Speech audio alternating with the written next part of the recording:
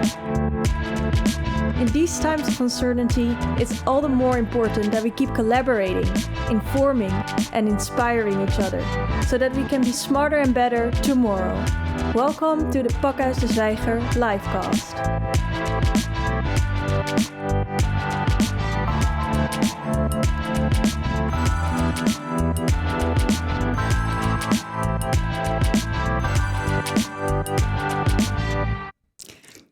Dear people, my name is Indira van 't Klooster. Welcome to the Pakhuis de Zwijger. A very warm welcome also from the livecast of Architecture Now, a co-production of Pakhuis de Zwijger, the Royal Institute of Dutch Architects, and the the Amsterdam Architecture Center, ARCAM. We are in an empty venue. We got here guided by tape on the floors and strict direction from the Pakhuis people. We only got seated after washing our hands and keeping our distance. There is no audience. 2 out of 4 of our guests are calling in from elsewhere. And we did all this without giving it an extra thought. Welcome to the new normal.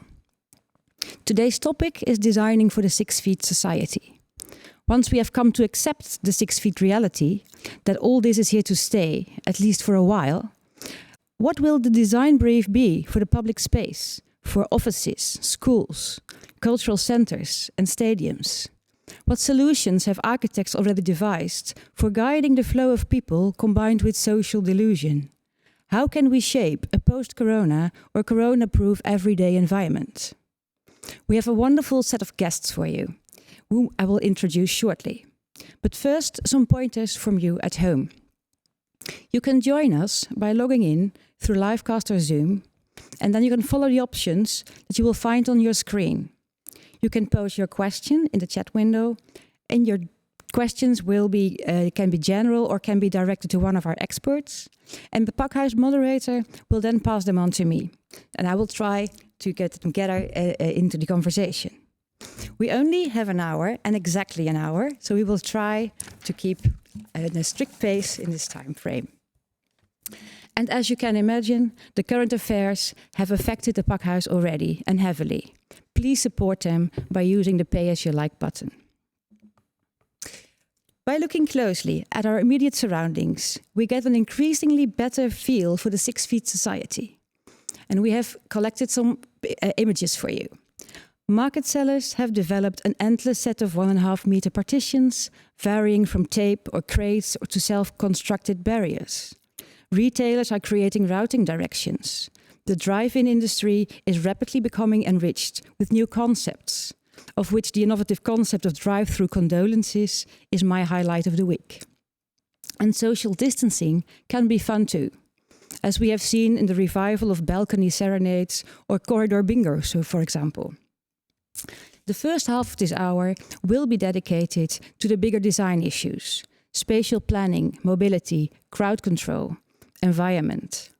Our experts are Floris Alkemade, the Chief Government Architect of the Netherlands, and Martijn de Waal. Researcher Martijn de Waal is Professor Play and Civic Media at the Amsterdam University of Applied Sciences and co-author of the book Responsive Urban Spaces. This is about spaces that use interactive technologies to adapt to users and situations.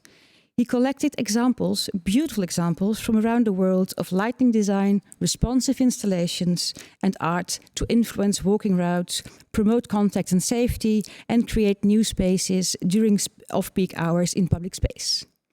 One case study was the Arena Boulevard, which has few but heavy peak moments and long, dull, and slow periods. Their research can maybe also be valuable for our current need for spatial dilution. Martijn. Yeah, thanks, Indira. Thank you for being here. Thank you for coming to this my pleasure. audience. Thanks for the invitation. Can you please explain a bit more about the responsive urban spaces research you did? Yes, it's a project that was initiated by Frank Surenbroek, a colleague from the Hogeschool van Amsterdam, Amsterdam University of Applied Sciences, and that ran between 2017 and 18. And in the research project, actually, 2 things came together. First, we started looking at these new type of urban public spaces that we saw emerging at the outskirts of city, and for us, the Arena Boulevard was an example of that. It's a really interesting space because it's, on the one hand, it's a public space in that people from actually all around the country, in the region, and even from outside the country are coming there. There is lots of big events, but at the same time, it can also be a very empty space, right? So in theory, it could be a public space, but it's not always that, because often it looks like that. At some moments, it looks like this, when there is like a concert or when there is a football match, but then only one particular group of people, the fans of that particular band or that particular team, show up, and there's not much interaction between different groups of people. And for the most of the time, it looks like this, and it feels empty. So our question was, how can we sort of revive that space? How can we make it more interesting and bring out the public space qualities that we think are inherently there? And at the same time, we thought it could be interesting to look into developments in technology and architects, designers, artists, developers around the world who started to use new media as another building material, so to speak. And we started to collect a lot of examples. For instance, this is a very famous one. It's a piece of art. It's a fountain in Chicago. In a park, and it's an urban screen, and it shows little video clips. But the video clips that you see are of people who live in that neighborhood, right? So it's not only a beautiful monument, it also sort of brings out, it gives you some sort of an idea of the social constellation of that neighborhood and the people. It gives actually literally a face to that particular neighborhood as a way to make that public space alive. A lot of this work that we studied is very spectacular. This is a project in Australia by Bruce Ramos. It's called 88 Collins Street. It's a building, and he used actually lighting as a building material. And here and I guess you could say it's a bit of a gimmick. He uses a lot of light, and the light reflects the current weather condition, and once an hour, at the whole hour, it turns into the forecast for the next day. So the building and the visualization becomes sort of a weather forecast for a brief moment in time. That's very spectacular, but we also saw more subtle examples. For instance, this was done by Jason Bruce studio from the UK in Sunderland, the train station, and what you see there is actually a video that's being played using glass bricks as pixels, and what you basically see is silhouettes of passers-by that move around. So we see a still image now, but in reality they move. And what was before kind of a desolate feeling station, by using sort of this really sort of subtle intervention, it changed really the atmospherics, right? You wouldn't feel as alone as you would at that moment. So we thought there were lots of really interesting building blocks from the world of technology and art, and we were wondering how can we use those then as a means, as a building block in urban design to activate public spaces. The examples that I just gave were technologies that were actually in the city, but at the same time we also saw that people started to use technology, like on the mobile phone, to make use of the city. So, for example, this is one of the navigation systems that you can use, and people use that to figure out where to go in the city. And we also saw that at the Arena Boulevard, we did a lot of research also on site. And for example, we saw tourists, and that the route they took was always they went through a really dark, small alley where you wouldn't really want to walk, but they did that because they looked at Google Maps from where's my hotel, and Google said they had to walk there. Right, so the way that people use that space is actually really also being determined by the way that people use that technology. Coming to that, and I think I'll briefly leave it at here because then we can go to the discussion. We looked at many of these examples, and we came up with 5 functionalities, 5 different ways in which you can use these new media technologies as a building material to enhance public space. So sense of place is one. So the first example that I gave, the fountain, give you some sort of a sense of the culture of a local place or the rhythms that take place there. Playful interactions are ways that invite people to briefly interact with each other through a screen or through some other kind of intervention. They play a role in the routing and making spaces more legible for people They can help you to personalize a space, but we've also seen other kinds of examples that try to nudge people, try to, for example, route people through a particular part of the space, or nudge people to behave in a particular kind of way. So that was what the research about. That was, 2 years ago, and I think what could be interesting is to see also how some of those elements can be used in the future design of our cities. So what you have shown us so far is about connecting people, about making a kind of a connection and reconnection also to the people from the neighborhood and the people that are passing by, reviving or animating space, building a sense of safety. Are those the elements that we could use in redesigning public space in times of Corona, or to make Corona-proof public spaces, for example? Yeah, I think so. Well, Corona. If Corona-proof, you mean that? Well, yes. I think in different ways. Some positive, and some have a number of risks in them. I think, from a design perspective. I think in the positive side, I think a lot of those projects that let people, that for example show people the rhythm or the particular culture of a particular place, could be really interesting, especially in these times when you're not allowed to be part of collective experiences, right? Which is sort of one of the, I think, the great aspects of being in a city is feeling part of these rhythms, being part of these larger collectives, and you're not allowed anymore that. And at the Arena Boulevard, we explored how, in one particular way, for instance, one of those installations could perhaps substitute a little bit that sort of broadcast, that kind of rhythm or that particular space. It could also invite people in maybe more playful experiences in the city. For instance, this is an example that I liked from Spain in the Media Lab Prado that has been done. It's called Urban Alphabet by Susan Miesner. This is a piece where actually people in the city were asked to make pictures of typefaces that they saw around them in the city, which is something that you can do on your own, and you can sort of walk around, and it invites you to look at the city in a sort of in a new way, because usually you might not even notice typefaces, etc. And then all those letters together, they form an alphabet, and that alphabet was then broadcasted or projected in this case on the Media Lab Prado. So it's sort of a small art cultural intervention that you could use to make a city more interesting in a time like this.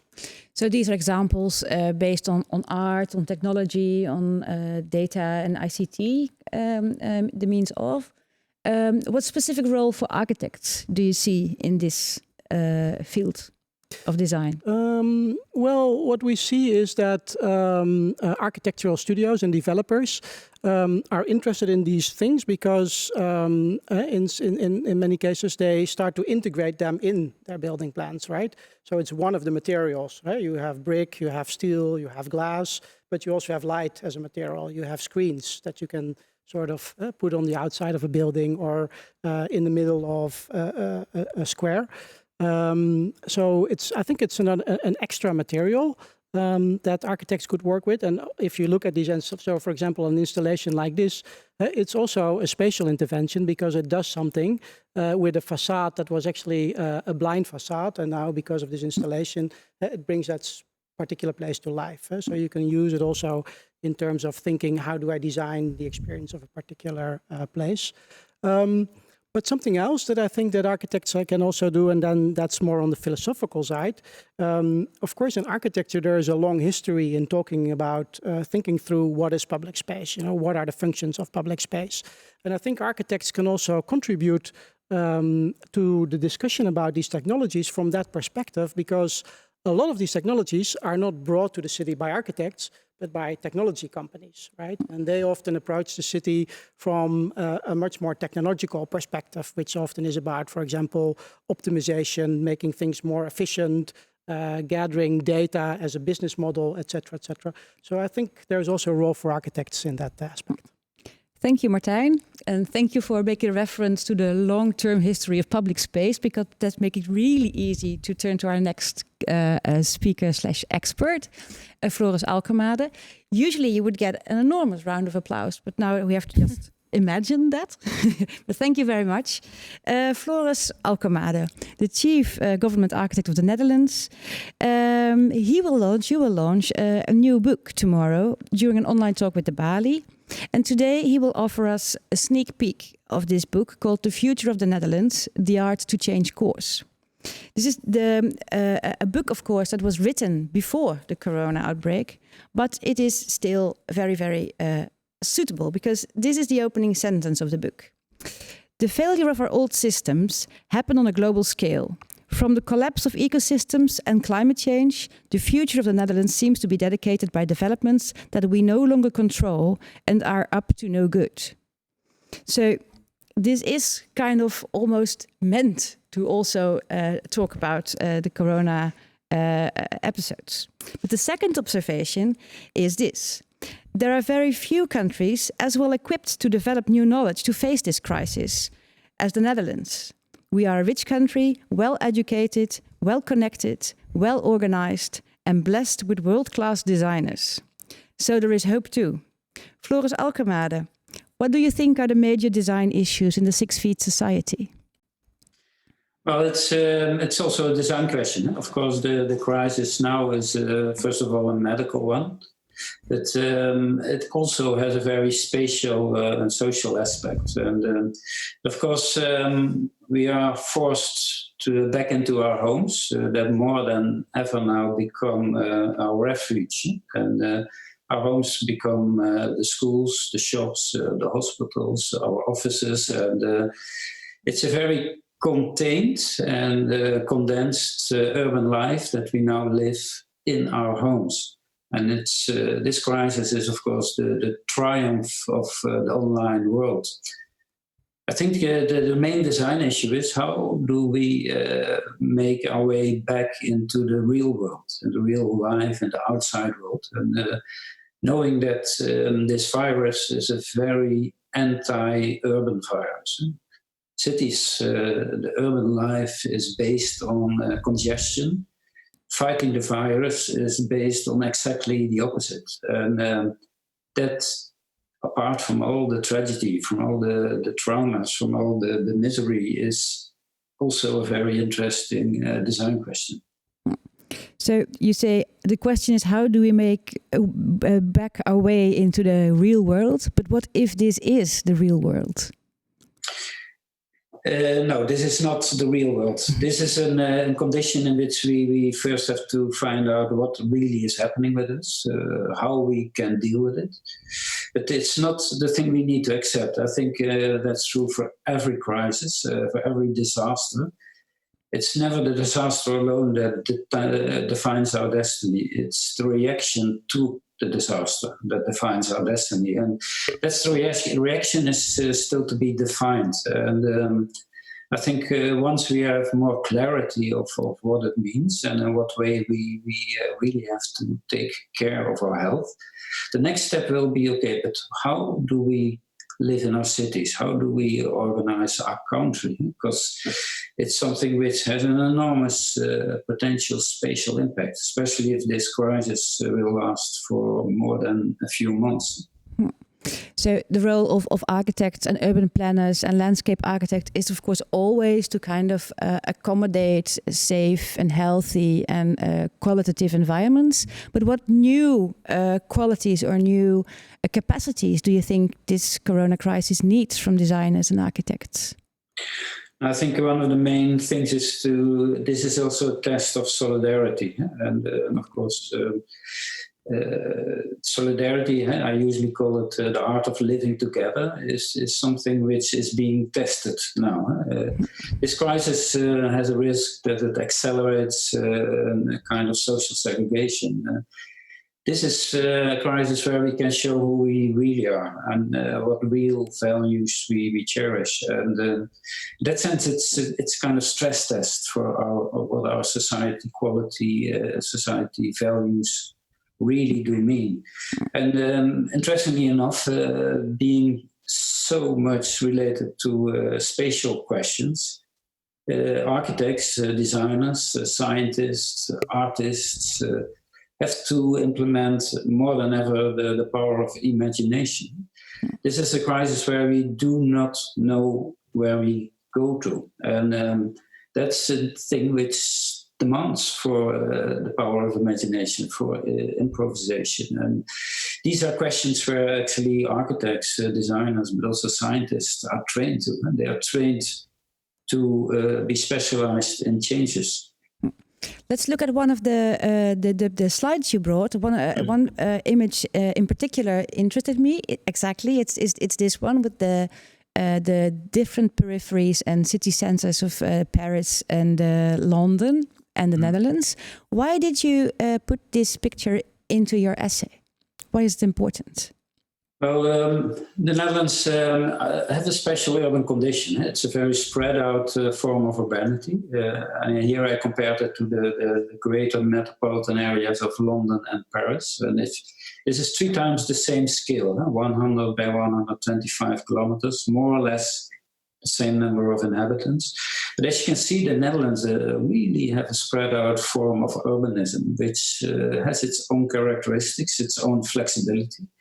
And I think actually in this crisis, this corona crisis, we are blessed with this open structure, for it creates much more possibilities for other reactions than what in the big centralized metropolitan areas has to be done.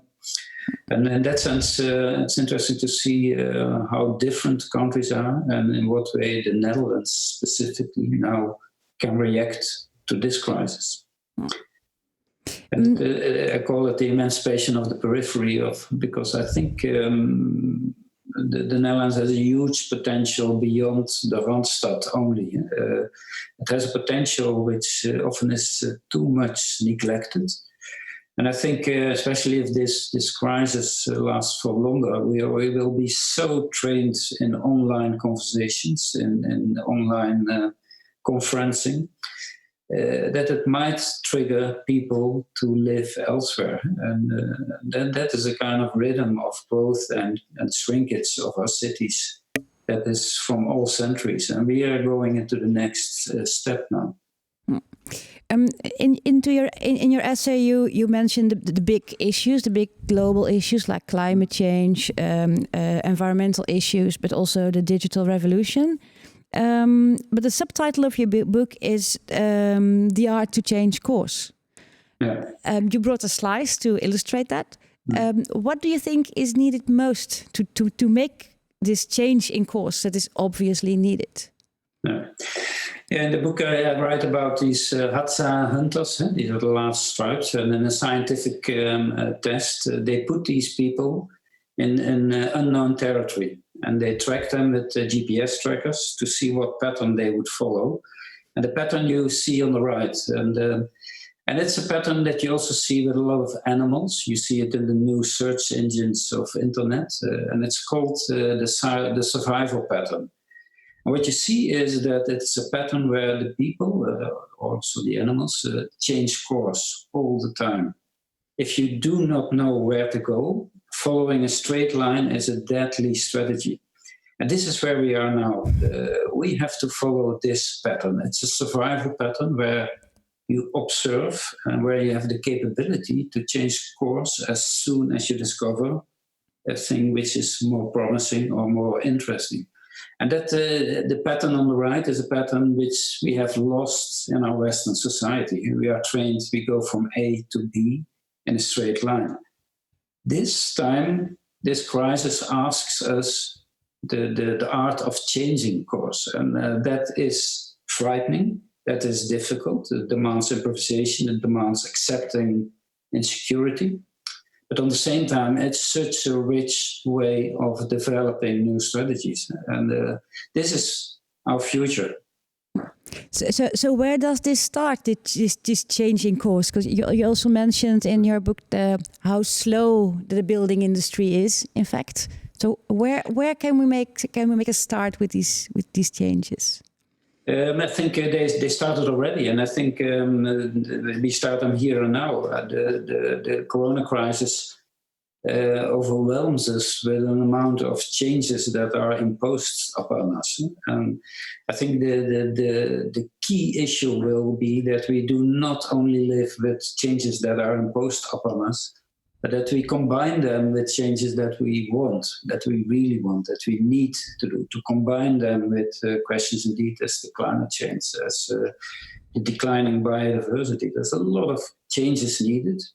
And this is a moment where all kinds of changes are all of a sudden needed and possible. So it's a very rare opportunity to redefine what we want to be, where we want to go, what responsibilities we take, what kind of social responsibilities we also recognize. And this is something, it's a very rare situation, and every crisis bears in it this potential for renewal. And that's something which is a cultural question, it's a social question, and a design question as well. You also mentioned that this is maybe the time for the government, both on a national scale and a local scale, to stop acting as a business, but to start working more as a society-driven organization. Is your essay also a plea for more public administration control on the design process? Yeah, but control not in the sense that they impose everything, but control in the sense that they apply clever thinking, strategies to be developed, the implication of scientific knowledge. Because you cannot, in crises like this, but it's true for more big questions that we face, you cannot expect that the cities or the provinces have enough knowledge to deal with all these big questions. A lot of these issues demand international collaboration, demand a national vision. And in my essay, I say this is not the time for the central government to seek solutions when they step back. I think this is the moment to step forward, to develop a clear vision, and also to make sure that you make clear to the people and to the enterprises what the direction will be, what the search will be, where the new answers and the new questions will emerge. And also to act with a strong design policy, as I understood you correctly. Yeah, in my essay I have a strong role for the scientists and for the artists. And art and science I see as totally related domains. These are the domains where people search for new realities, where they search for how things could be different and how they could be improved. Not out of frustration, but out of knowledge, out of maybe also the pleasure of to change course. Your time as a chief government is almost up. You have about 3 months left before your successor will be announced. What things or actions can you take now to implement your beliefs on how design and policy and society could act stronger in this corona crisis? I always like to combine long-term visions with real-time actions. And so every year we organize a big design competition in which we try to link social questions to design issues. And it can do with cheaper, flexible houses for refugees. It can be done in relation to how do we take care for elderly, for the vulnerable people, and how do we organize that in our neighborhoods. Bread and Games was on the countryside, food production. And we created a Panorama Netherlands, a future vision, which we now test with the Panorama Lokaal in 7 real cities, real neighborhoods, to see how we can implement long-term thinking and then relate it to actions in the here and now. And that's something which we are now with our team finalizing these coming months to show how things can be improved by accepting change. Thank you, Floris Alkemade. We will see you back at the end of this program. So you will do a kind of a final reflection on everything that has been debated here. That gives us the time for now to go back to Martijn for a short while. You mentioned the long history of public space and the role of architects in that. You've now listened to Floris Alkemade. In general, do you think that architects are aware enough of all the possibilities of data-driven design or lightning design or that kind of responsive environments to connect to their spatial designs? Yes and no. I mean, we've been with the Mobile City Foundation, me and Michiel de Lange, have been putting this on the agenda since 2008, different events on the connection between digital and physical design. And in the beginning, there was not much interest from architects. It was mostly people from technological companies who would show up. But over the last few years, I think there's lots of architects and especially also developers and designers who've started to come up. At the same time, it's also difficult in the sense that you have to bring two worlds together. There's the world of the spatial world and the world of public space and shaping social relations physically in the city. And then there's the world of interaction design and data and algorithms. And it's still quite experimental, sort of how those two are coming together. And also there, I think at the moment, you see it's even companies like Google who are moving into the architectural space. They're starting to build cities and developing, for example, in Toronto. Amazon is also a big player in this. So I would urge architects also to become more active and make sure that Google is not taking over their business. Thank you, Martijn. Now that we've learned a bit more about how design can influence on the distribution of space, of crowd flows, of urban planning in general, let's move on to the next part of our program, for which, of course, I welcome Jolijn Valk. But before we do that, Jolijn, I will introduce you a bit more later. Let's have a look at a selection of pictures taken by Ivo van der Bent. He made a collection of what the 1.5 meter society actually looks like for the Volkskrant, a daily newspaper in the Netherlands. And these are all images that kind of give us a feel of this 6 feet society.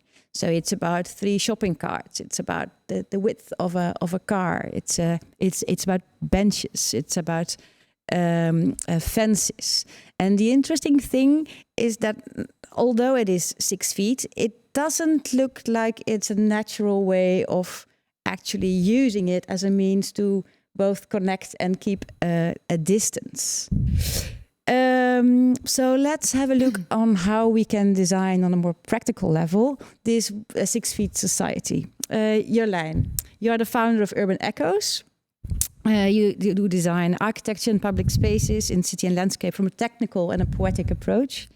And you have been looking more closely into the practical design issues of housing, public space and green in the city. And together with an international team with students from Argentina, Greece and Hong Kong, you have started your own research into the needs of the corona-inflicted society. Could you explain a bit more about the research you're doing and how this becomes an issue in the city? Yeah, of course. Thank you, Indira. Indeed, we started with this international group of young architects. They applied at my office and we started a research project. But in the beginning, it was actually based on how to densify the city based on the principle of more freedom and playfulness of Constant Nieuwenhuis. And how can we use this? But then, of course, also here... in the Netherlands, Corona happened. And we thought, okay, we need to take a sidestep. Let's see what happens if we rethink our research project. So for me, it was all about rethinking our assignments. And we started first with a very practical idea. So what actually is this 1.5 square meter? And we made several social distancing grids of this 6 feet society. And actually the top left is where we have our own public space. And then it just struck me, I was working also on a housing project, an apartment building, and developers ask us to make as many small apartments as possible. Small apartments because we need to make more housing in the Netherlands, in Amsterdam, and in several cities, but this is in Amsterdam. So we made... out of 45 apartments, we have 16 less than 50 square meter apartments. And what you see is that they don't need to have their own private outside space. they need to have, according to the building regulations, 1.5 square meters of collective space somewhere they can use. So we made this roof terrace. It's a section of a small part detail of the fragment roof terrace. It's made for those 16 apartments. But if you lay over this grid of 1.5 square meters with the social distancing of 1.5 square meters, because they're not your roommates, it only is big enough for 6 apartments. So it's absolutely not functional. So that's in our process or in our research project, we already started off with a chapter, and it's called softness. So how do we relate, we as people, to soft environments? So maybe this is more the future. This can look like super flexible, soft moving facades. Also, since we're now moving more to our houses and work from home, my apartment, but maybe a lot of other people as well, their houses are not, they don't work well for also homeschooling your kids, work and live at the same time. More public or more practical assignment is this weekend in Parool, I read an article about the renovating of the walls of the canals, our historical canals. And since we now are super aware of our health and also extremely aware of our close by public space around us, and we, since we work at home, stay at home, we want to just go for a walk and take a short breath of air and go outside. And we do that, we enjoy it the most if it's a green, healthy environment. And then I read this in the Parool, that very monumental old trees at the canal are going to be, demolished. they're going to be away from this beautiful canal zone to make a better space. So what we thought is, why not make, it's just an idea, why not make just a small extra wall in front of the existing wall, where all the roots of the trees are connected to. We create more public space, and we can keep this lungs of the city center. It's like making a spatial outside public space as a vaccine for our health. So this is an idea about that. Yeah. The second subject we're discussing is the super hospitality, and it's also what we encounter today. Is that we see that that we need to be more trusty towards each other and take care of each other, and to open up, for example, that's happening in Belgium, your collective gardens for other people who don't have a garden. So it's the solidarity that comes up. So how can we be more hospital, that's not a good word, open up our public space. So trust as a daily act of care. That's something that we need to gain more in our society and cities. And the latest one is what we encounter during our stay at this pandemic times is that probably this won't be our last pandemic in a city. And studies also show that it will take longer than a year, maybe even 5 years. So we need to work and live as we rethink our public space around us. This is an idea of a castle in the sky. It's a movie, a Japanese movie from 1968, and it's about an image of creating more space in a city. So like a balloon, we see that the city, actually we like it a little bit now. It's more quiet, we have more space. But if we go back to the normal, how it was before, it becomes overcrowded again. So how can we de-aerate the city? And this is a very imaginative idea about opening up the city, creating more emptiness for movement, and creating an option to go against this over-pollution, over-waste, overcrowded public space in the cities. Thank you, Jolijn. So in a time span of 5 minutes, you have kind of stacked some really vital issues in architecture. So let's try and bring them together. Like the first thing you say is the development of micro housing, of houses getting smaller and smaller, which depend heavily on a public space and the opportunity to go outside and to be outside or to use collective spaces is actually very contrary to what we need at this moment, because now we need the dilution of space and we need to keep a distance. So the houses need to be bigger, or public space needs to be divided differently. Yeah.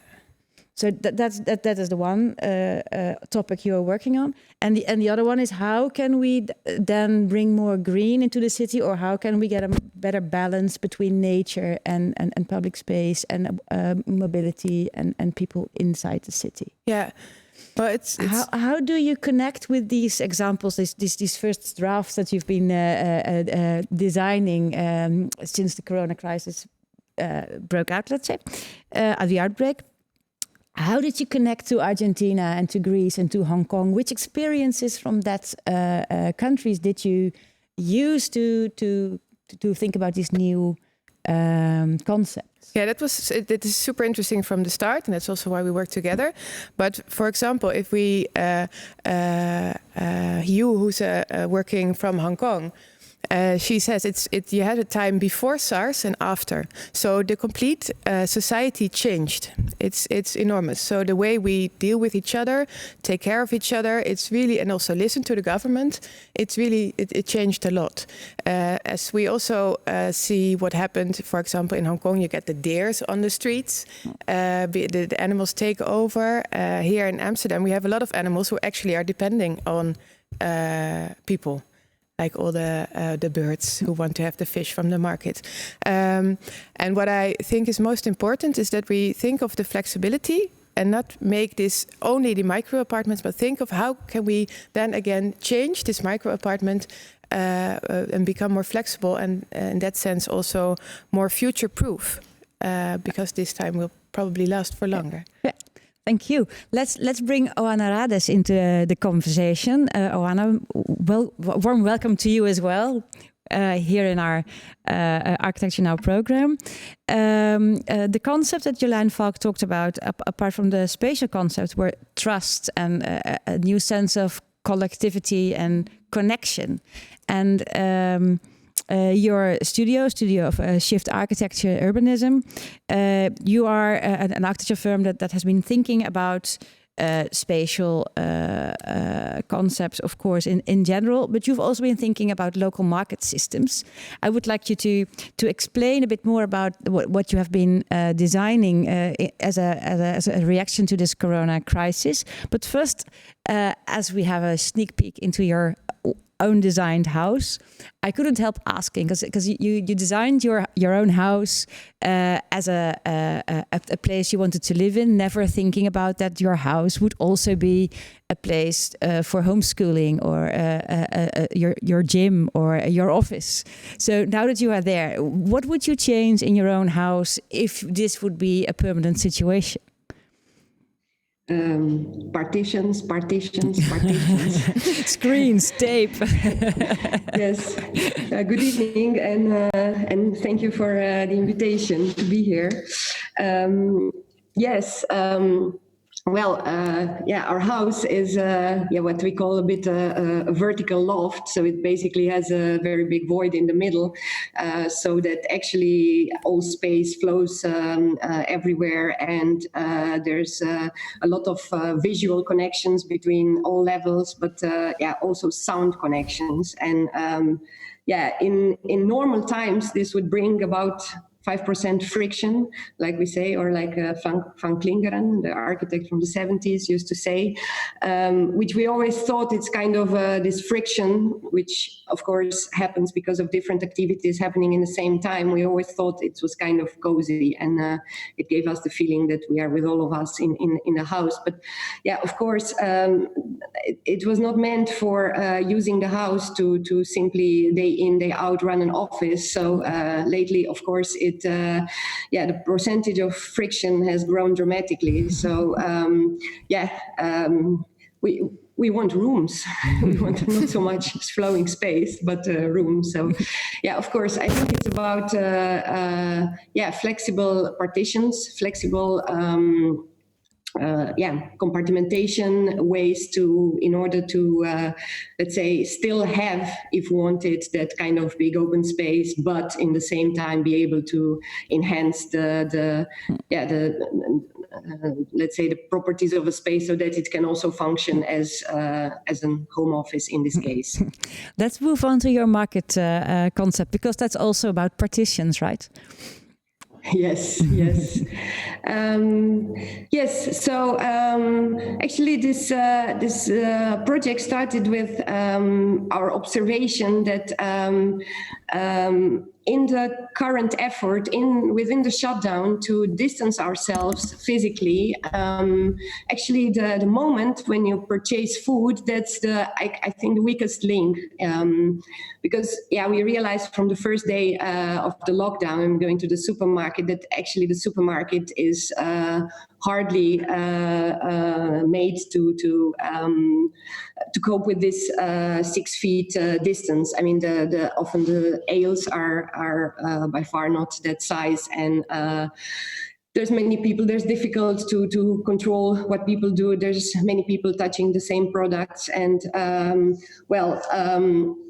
it's quite of an issue. And of course, there is this alternative ways. There is online shopping. There are also all these drive-through solutions which have been developed recently. But by far, they cannot cope with the in capacity and reach. They cannot replace the physical supermarket. And the supermarkets have been kept open in most of the countries, the fresh produce markets. There's been kind of a different approach about them. And since we live in Rotterdam and the big markets of Rotterdam have been shut down,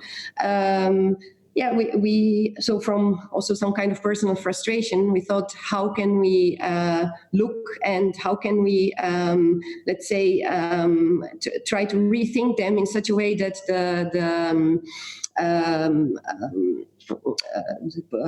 danger to be infected can be reduced to a minimum. So if you could show the next slide, please.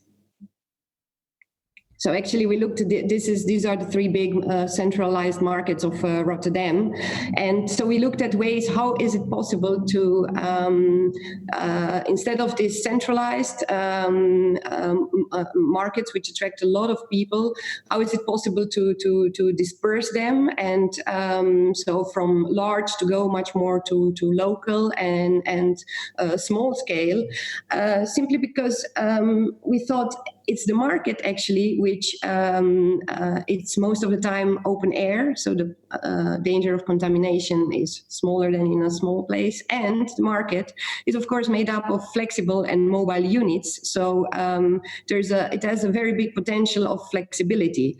So next slide, please. What we thought is that actually you could split down or you could disperse these big centralized markets into several local micro markets in such a way that you don't have to go yourself to the market, but as if it were the market comes to your neighborhood. And in this way, the distance that people have to walk is reduced considerably. And of course, the time that the markets are open could also be prolonged, so that the markets could function for longer hours. The next slide, please. Well, how would it work? This is just an example. Such a micro market, we said you need a 16 square grid system, and along 3 sides we work with 3 stalls. There's one for fresh vegetables and fruit, one for fresh dairy, and one for meat.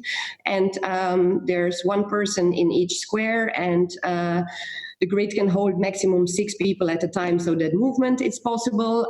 There's 1 exit, there's 1 entrance and 2 exits, and the idea is that you don't buy, let's say, loose products. You simply buy a box, let's say a ready-made box, so that let's say the time that people spend in the grid is reduced, and so that the people standing in line don't have to wait for so long.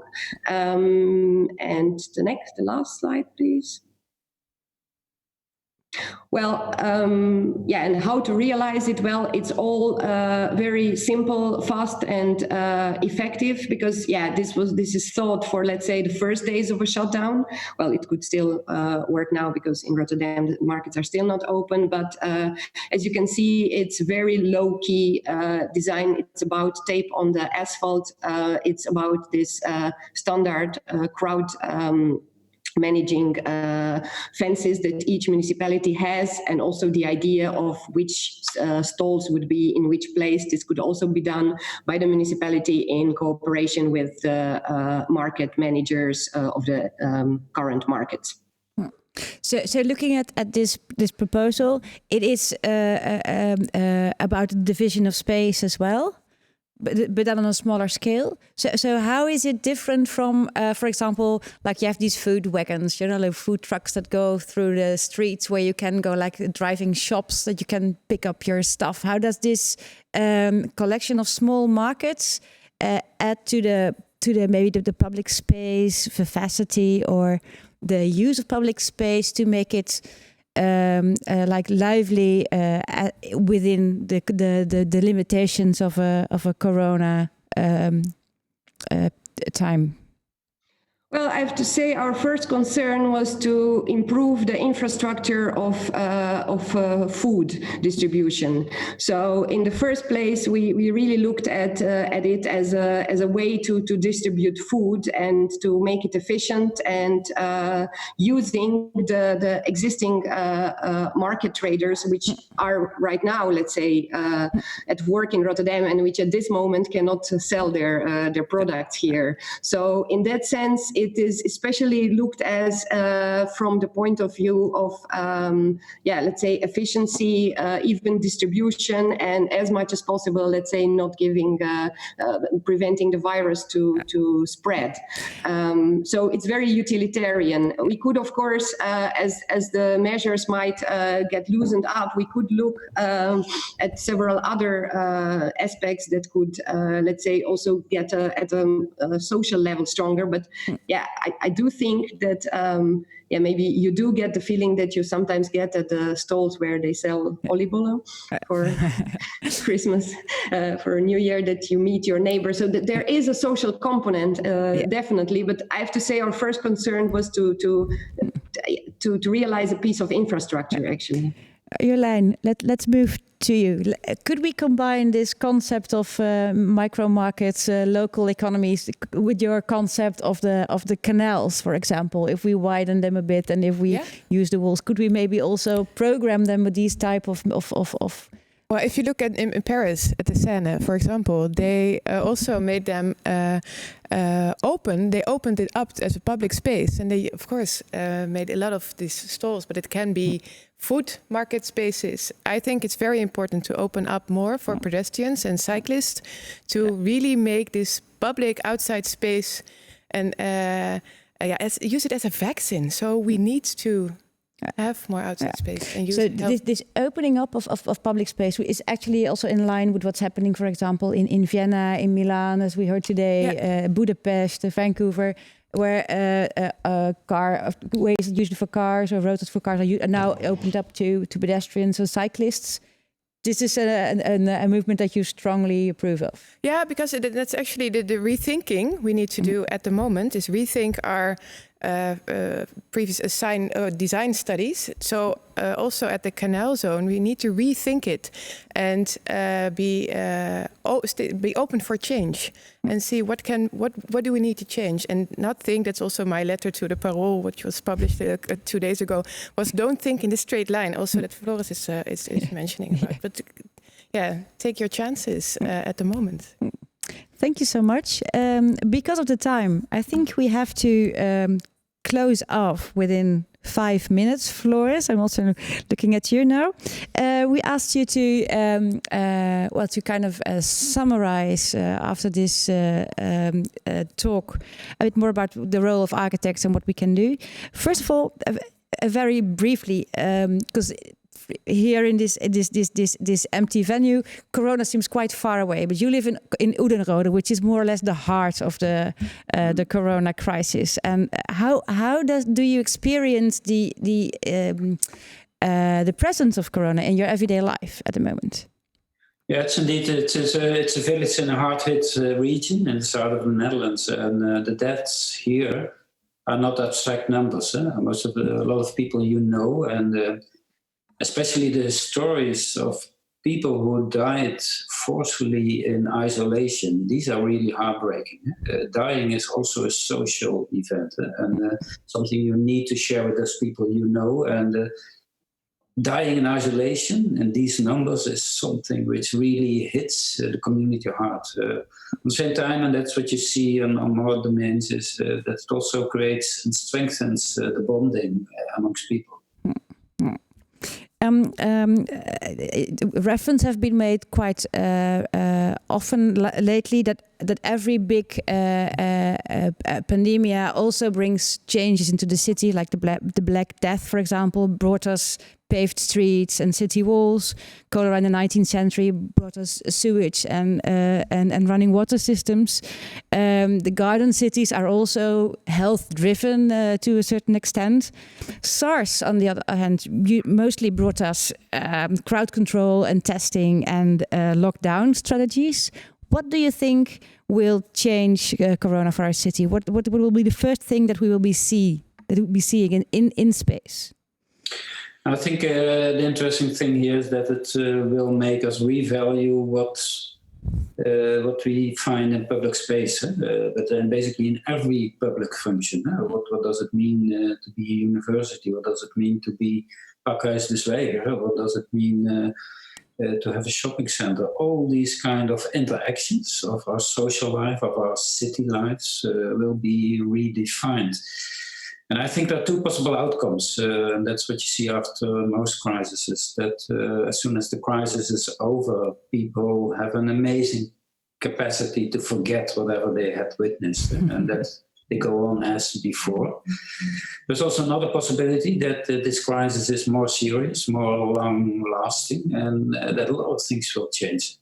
Both cases will be highly interesting. We can learn so much from this crisis. And the question will be, are we strong enough? Are we strong enough not to be compromised in this time and in this phase of the crisis? Not being compromised by the changes that are forced upon us. We need to protect our human values, avoid this crisis to become an acceleration of social segregation. Solidarity will be tested and will be proven more essential than ever before. This is not something we can solve by our own. The way we operate as a society, the way we collaborate, the way we take responsibility, that will be tested now. And that Floris, we have to think about the time as we are kind of getting pushed off the screen. Thank you so much for your summary. To add to that, I would say that what I learned from today is that architects at least can add trust and imagination to the current crisis. Thank you, Floor, for being here. Thank you, Oana. Thank you, Martijn, and thank you, Jolijn. Thank you, Pakhuis, and all the people. And please keep joining us for the next events, and hope to see you again and pay as you like. Thank you very much, and stay safe and stay healthy.